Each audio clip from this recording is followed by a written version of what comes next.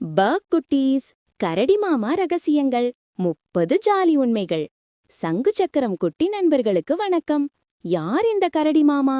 மரத்தில் ஏறுவார், தேனை சாப்பிடுவார், அப்புறம் தூங்குவார். அவ்வளவுதானா? இல்லை இல்லை, நாம் தெரிந்து கொள்ளாத நிறைய ரகசியங்கள் கரடி மாமாவிடம் இருக்கு. ஒரு பாண்டா கரடி ஏன் மூங்கில் மட்டுமே சாப்பிடுகிறது? பனிக்கரடிக்கு தோல் என்ன நிறம்? கரடிக்கு ஏன் ஆப்பிரிக்கா, ஆஸ்திரேலியாவில் இடமில்லை? வாங்க, இந்த கேள்விகளுக்கெல்லாம் பதில் தெரிஞ்சுக்க 30 ஆச்சரியமான ரகசிய பயணத்தை ஆரம்பிக்கலாம். வீடியோ ஆரம்பிக்கிறது. ஸ்டார் குட்டீஸ் விரும்பும் கரடி உண்மைகள். உலகில் மொத்தம் 8 வகையான கரடிகள் இருக்கு. வெள்ளை பனிக்கரடி, பழுப்பு கரடி, கருப்பு கரடி, பாண்டா கரடி ஆகியவை முக்கியமானவை. கரடிகளுக்கு கண் பார்வை ரொம்ப குறைவு. ஆனா தூரத்துல இருக்கிற வாசனையை கூட மோப்பம் பிடிக்கும். காதுகளும் ரொம்ப ஷார்ப். கரடிகள் கிர் குர் என சத்தம் போட்டு வித்தியாசமான ஒலிகள் மூலம் பேசிக்கொள்ளும்.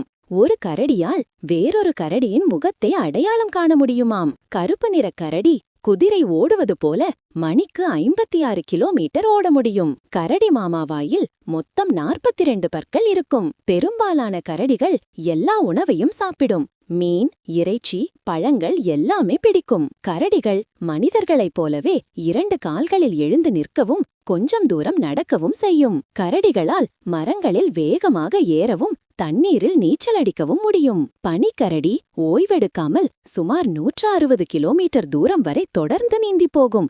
என்ன ஒரு பலம்! பனிக்கரடிதான் நிலத்தில் வாழும் எல்லா மாமிச உண்ணிகளை விடவும் மிக பெரியது. உலகில் அதிகமான கரடிகள் ரஷ்யாவில் உள்ளன. துருவப்பகுதியை எஸ்கிமோ மக்கள் மொழியில் கரடிகளின் பிரதேசம் என்றுதான் அழைத்தார்களாம். அதனாலதான் அந்த பகுதிக்கு ஆர்க்டிக் என்று பெயர் வந்தது. கரடியின் நகங்கள் ரொம்ப நீளமாகவும் வளைந்தும் இருக்கும்.